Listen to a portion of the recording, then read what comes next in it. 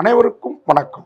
நான் உங்கள் பத்திரிகையாளர் ஆர்எஸ் கார்த்திக். இந்த வீடியோவில் நம்ம பார்க்க இருக்கிறது நம்ம வேற லெவல் சினிமா சேனலோட சினிமா விமர்சனம் இல்லைங்க, ஒரு சினிமா படத்தினுடைய டீசர் விமர்சனம். என்னது டீசர் விமர்சனமா?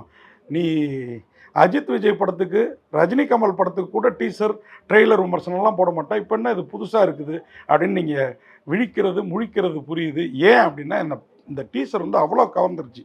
ஏன் அப்படின்னா ஒரு பட்டியலின மக்களுக்கு, ஒடுக்கப்பட்ட சமூகத்தினருக்கு ஓங்கி குரல் கொடுக்குற ஒரு படமாக, அதே நேரம் ஆதிக்க வர்க்கம், ஆதிக்க சாதியினர் அப்படின்னு சொல்லக்கூடியவர்களை எந்த வகையிலும் புண்படுத்தாத ஒரு படமாக, அவங்களும் ஏற்றுக்கிற ஒரு கதைக்களத்தோடு வர இருக்கிற படம் தான், விரைவில் வர இருக்கிற படம் தான் இந்த கரும்புள்ளி கிராமம். அதனால தான் நான் அதை எப்போதுமே நான் பா ரஞ்சித், மாரி செல்வராஜ் இவர்களுடைய படம், அதுவும் மாரி செல்வராஜோட முதல் படத்தை நான் அவ்வளோ கொண்டாடினா, வாழை படத்தை அவ்வளோ கொண்டாடினா, மற்ற படங்கள் மாமன்னன் உள்ளிட்ட மற்ற படங்கள்லாம் எனக்கு மாற்று கருத்து உண்டு. அதே மாதிரி தான் பா ரஞ்சித் ஹிஸ்ட்ரியை மாற்றி சொல்லுவார். ஒரு சமூகம் செய்ததை அவருடைய சமூகம் செய்ததை சொல்லுவார். அந்த மாதிரி படங்களை பார்க்குறப்ப நமக்கு கோபம் வரும். ஆனால் இந்த படத்தை, இந்த கரும்புள்ளி கிராமத்தோட டீசரை பார்த்தாலே இதில் ஏதோ ஒரு நியாய தர்மம் இருக்குது, நாம் இப்படிலாம் நடந்துக்கிட்டோம்ல அப்படின்னு ஆதிக்க சாதியினரையும் யோசிக்க வைக்கிற ஒரு படமாக எனக்கு தோணுச்சு. என்ன அப்படின்னு பார்த்தீங்கன்னா, உண்மையாகவே ராசா ஆனந்த் அவருடைய இயக்கத்தில் இந்த படம் வெளிவருது. உண்மையாக ஒடுக்கப்பட்ட இனத்தினர், பட்டியலின மக்களுக்கு மாரி செல்வராஜ், பாரஞ்சித்து தான் சினிமாவில் பெரிய சப்போர்ட்டாக இருக்காங்க. அவங்க பட்டியலின மக்களுக்கு சப்போர்ட்டாக இல்லை, அவங்கள மற்ற சாதியினரோட சண்டையிட வச்சுக்கிட்டு இருக்காங்க. அதுதான் என்னுடைய கருத்து. அதுக்கு வாழையும் அவருடைய மாரி செல்வராஜுடைய முதல் படம், நம்ம கதிர் நடித்த அந்த படமும் மட்டும் விதிவிலக்கு. மற்ற எல்லா படங்களும் மாரி செல்வராஜ் இயக்கத்தில் மாமன்னன் உள்ளிட்ட இப்போ ஃபைனலாக நம்ம விக்ரம் அவருடைய சன்னு நடித்து பைசன் அந்த படம் வர அவர் சாதியை அவ்வளோ அழுத்தம் திருத்தமாக பேசியிருந்தார். அது பேசுகிறது தப்பு இல்லை. ஆனால் பிற சாதியினரை வன்மத்துக்கு உள்ளாக்குற மாதிரி, வன்மமான மனநிலைக்கு உள்ளாக்குற மாதிரி பேசுகிறது தான் நான் தப்புங்கிறேன். அந்த மாதிரி சாயல் இல்லாமல் இன்னும் பாரஞ்சத்தை எடுத்துக்கிட்டிங்கன்னு வச்சுக்கோங்க, இன்னும் எந்த சமூகமாக செஞ்சதெல்லாம் அவங்க சமூகம் செஞ்சதாக கதை பண்ணுறதில்ல அவரை அடிச்சுக்க ஆளே கிடையாது. நான் ஏற்கனவே பல ரிவ்யூவில் சொல்லியிருக்கேன். மலேசியாவில் ஒரு வன்னியரும், மும்பையில் ஒரு முதலியாரும், வரதராஜ முதலியார் அவரும் செஞ்சதை நாயகன்னு நம்ம மணிரத்னம் எடுத்தார். அப்படி செஞ்ச கதையே இவர் மெட்ராஸுன்னும், மெட்ராஸ் கூட கிடையாது, என்னது காலா கபாலின்னு எடுத்தார். மெட்ராஸில் அவர் அவ்வளோவா சாதியை காட்டல, அட்டகத்தி மெட்ராஸில். அப்புறம் தான் நான் அதில் சாதி வச்சுருந்தேன், குறியீடு வச்சுருந்தேன்னாரு. ஒடுக்கப்பட்ட சமூகத்துக்காக ஓங்கி குரல் கொடுக்குறதுல நாம் எந்த விதத்துலேயும் ஆப்போசிட்டாக பேசுகிற ஆளே கிடையாது.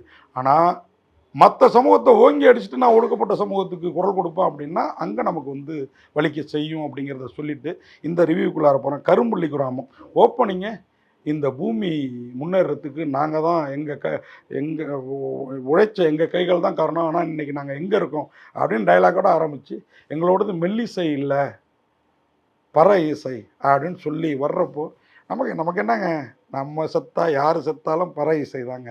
அங்கே போய் என்ன சங்கீத கலாநிதியை கூப்பிட்டு டைன் டைன் டைன்னா வாசிக்க முடியும்? அப்படிப்பட்ட நம்ம இந்த கருத்தை ஏற்றுக்கிற மாதிரி ஒரு படத்தை ரொம்ப பிரமாதமாக கொடுத்துருக்கிறாரு நம்ம ராசா ஆனந்த். அவர் இந்த படத்தை விஎஸ் ஃபிலிம் மேக்கர்ஸ், அவங்க ஜெயபாலா, ஜெயபாலா, ஜி சுகன்யா, இந்த 2 பேர் அந்த விஎஸ் ஃபிலிம் மேக்கர்ஸோட அதிபர்கள். அவங்க தயாரிப்பில் இவரும் இணைந்து, ராசா ஆனந்தும் இணைந்து, அனகா பிக்சர்ஸ் அவங்களும் இணைந்து இந்த படத்தை தயாரிச்சிருக்கிறாங்க. உண்மையாகவே இந்த டீசரை பார்த்தா அப்படியே கண்ணில் ஒத்திக்கலாம் போல் இருக்குது. அதுவும் இந்த நம்ம தலைவன் படத்தில் வர்ற அந்த குலதெய்வம் கோயில் மிரட்டலாக இருக்குது. விஜய் சேதுபதி, நம்ம பாண்டியராஜ் இயக்கத்தில் விஜய் சேதுபதி நடித்த படம் அந்த தலைவன் தலைவி, உங்களுக்கு தெரியும். அந்த படத்தோட அந்த குலதெய்வம் கோயில் புதுக்கோட்டை, அந்த அறந்தாங்கி, தஞ்சையை தாண்டி இருக்கும்னு நினைக்கிறேன். ஏன் சொல்ல வரேன்னா, இந்த படத்தோட இயக்குனர் எப்படி பாண்டியராஜ் புதுக்கோட்டை பகுதியை சேர்ந்தவரோ, பசங்க பாண்டியராஜ், இந்த படத்தோட இயக்குனர் இவர் சில படங்கள் பண்ணியிருந்தாலும் இந்த படத்தை வேறு லெவலில் கொடுத்துருக்கிறாரு. அதுதான் ராசா ஆனந்தோட பெஞ்ச் மார்க்காக இருக்கும்னு நம்பலாம். இந்த கரும்புள்ளி கிராமம் அந்த குலதெய்வம் கோயிலை புதுக்கோட்டையில் எடுத்திருக்கிறாருன்னு தான் நினைக்கிறேன் நான். புதுக்கோட்டையா தஞ்சை சேர்ந்தவர் தான் இவர். எதுக்கு சொல்ல வரேன் அப்படின்னா, தஞ்சாவூர் தான் அகண்ட தஞ்சை. அதுவும் இன்னைக்கு டிஆர் ஏன் அவ்வளோ, ஏன் சிவாஜி எம்ஜிஆர்லேருந்து எம்ஜிஆரே ஒரு 3 வருஷம் கும்பகோணத்தில் குடியிருந்தவர் தான். கலைஞர் கருணாநிதி இன்னும் பாலச்சந்தர், கே பாலச்சந்தர், இப்படி பல பேர். பாரதிராஜா வந்த பிறகு தானே மதுரை, அப்புறம் பாக்யராஜ் வந்த பிறகு தான் கோயம்புத்தூர். அது வரைக்கும் தஞ்சை தானே கலை உலகத்தை ஆண்டுது.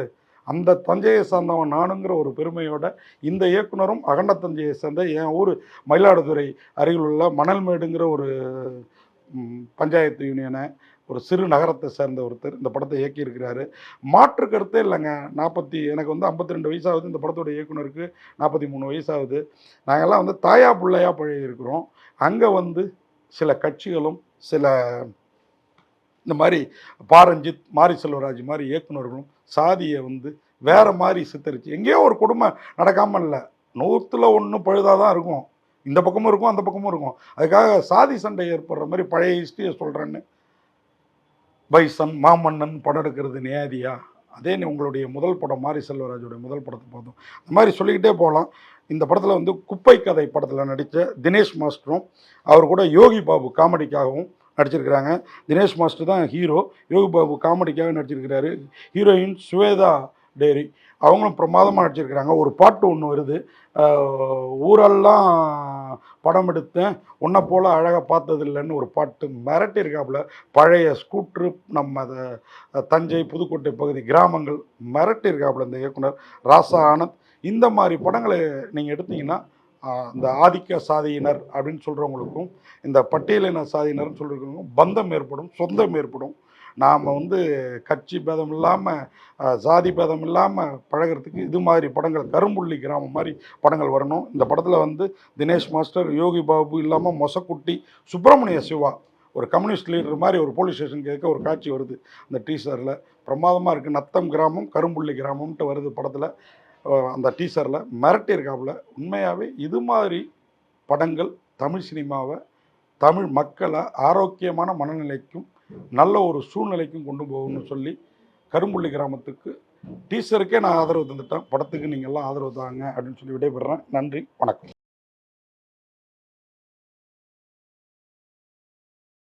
இந்த வீடியோ உங்களுக்கு பிடிச்சிருந்தா லைக் பண்ணுங்கள், கமெண்ட் பண்ணுங்கள், ஷேர் பண்ணுங்கள், சப்ஸ்கிரைப் பண்ணுங்கள்.